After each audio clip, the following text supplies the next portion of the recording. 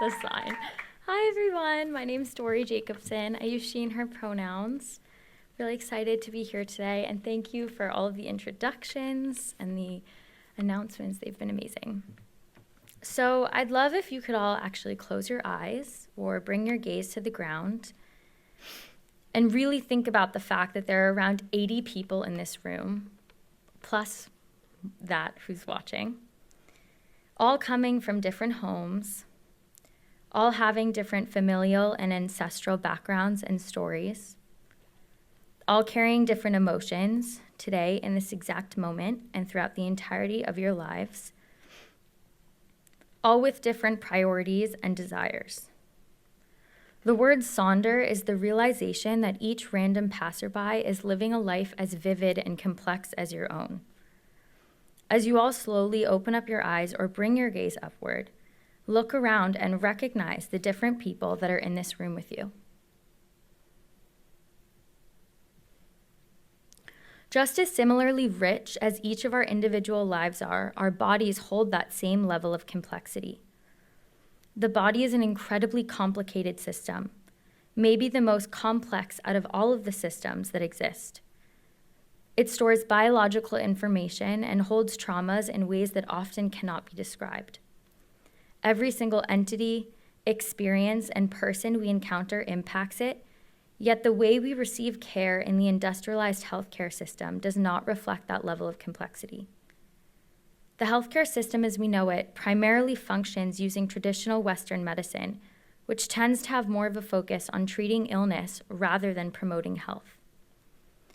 Holistic integrative care, on the other hand, is an expansive and comprehensive approach to mind-body wellness that utilizes researched and proven methods of healing in tandem with traditional Western medicine, with the goal to improve and maintain the lives of individuals. In New York City specifically, there's an abundance of holistic integrative care institutions available. The issue is that most of them are unattainable and inaccessible. They're luxury spaces whose level of care has proven to not be able to be sustained in an environment that rapidly scales. The structure of the system and the many barriers that come with it perpetuate the already existing inequitable gap of people who can access this care and those who can't. A systemic change is urgently needed. I'm taking a reformist approach in that I accept the existing reality of the system and its abundance of barriers surrounding financial access, individualization, and time as constraints. I'm proposing immediate, incremental change by using my thesis to respond to a system that is exclusive by design and does not adequately address the populations of people who need it the most. So my question then became, what if folks could become active participants in their healthcare without having to rely on the healthcare system?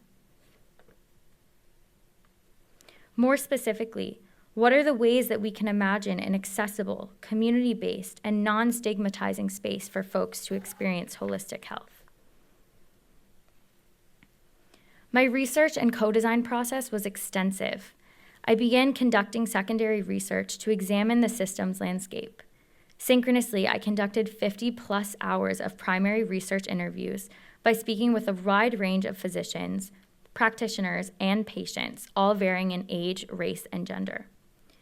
I would be remiss to talk about all of these interviews without detailing the data collection, storage, and usage process. Please refer to my process paper that will be posted on the DSI website to learn about my practices in data feminism. All of this research proved that the issue is not with the doctors, but rather the system that they're working in.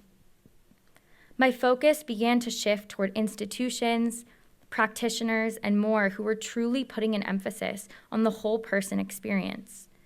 I entered the world of the perinatal life cycle and spoke with doulas, midwives, and prenatal yoga instructors, massage therapists, acupuncturists, and more. My eyes were open to the fact that in many ways, the birthing space has visible options for birthing people that are accessible, allow them to be unapologetic in their bodies, and treat them with complexity. This shift in my process allowed me to get really clear on which group of people to hone my focus on. women and gender nonconforming folks. They've been understudied, undervalued, and misdiagnosed for centuries, the result being that they may not have always received the most optimal care. This addresses a large group of people who are often traumatized by the traditional science-based modern medicine models. Holistic integrative care can aid in this trauma as well as the well-being of the individual. Ultimately, this work can take shape in different communities and spaces of people who haven't felt heard, cared for, or valued. I partnered with Dr. Noreen Singh, an integrative medicine doctor from for the Institute of Family Health. She has deep knowledge and experience working in community settings where she's honed her practice in sexual and reproductive health. Dr. Noreen has given me access to a breadth of holistic practitioners in her network that armed me with an understanding of the different modalities that exist.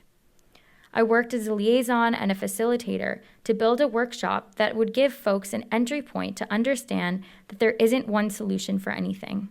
More specifically, the workshop intended to put this theory into practice. The workshop had several parts.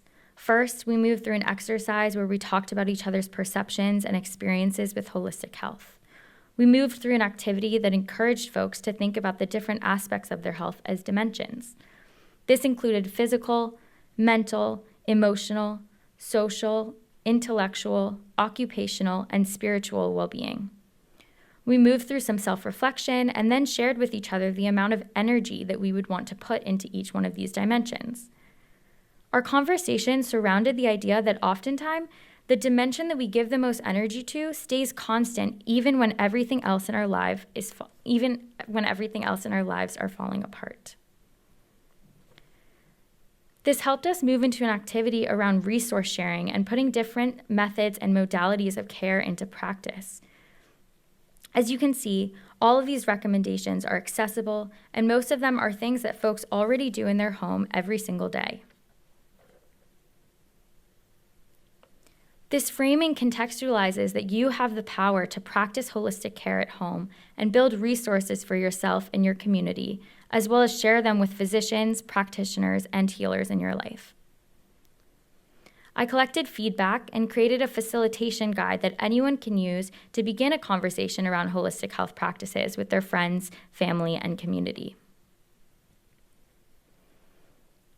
Based on surveys that evaluated the event's effectiveness in increasing knowledge and access, the workshop was successful in challenging folks' perception and definition of holistic health. It was also successful in co-creating a space for them to feel in community with one another. The intervention doesn't stop here. In fact, this is not an intervention, this is a prototype that should be tested and co-created again with a different group of people who want to practice holistic health at home and in community with others. When people share their lived experiences and interpretations of wellness in a group setting, it transitions into something really powerful for healing. Holistic health is uniquely positioned as an expansive space where these conversations can happen. Moving forward, I hope that this work serves as a stepping stone with the goal of achieving an ideal future for body complexity in medicine. That primary care physicians adopt the values, practices, and language from the integrative holistic health space and use it in tandem with the care that already exists. Knowing the language around holistic health, what it means to you, and what it looks like in practice is a core part of shifting the system. With that said, I want to thank everyone that made this happen. Thank you to Sahar, Mari, and Kara for your consistency and care. Mia for your unwavering graciousness and support. Noreen for your generosity and commitment to community. The Mighty Seven for holding and creating endless space for growth. And the 50+ participants who will be left unnamed for the sake of anonymity for your bravery and vulnerability. I could not have done any of this without any of you. Thank you.